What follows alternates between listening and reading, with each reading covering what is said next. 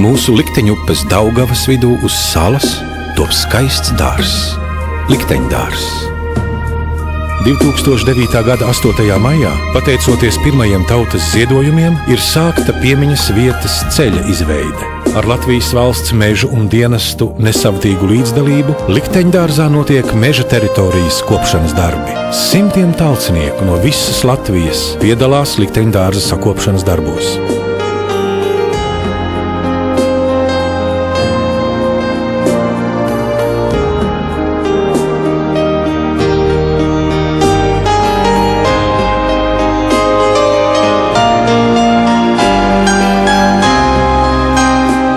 Piedalies Likteņdārza veidošanā arī tu. Ziedojumu zīmes var iegādāties visās Latvijas pasta nodaļās.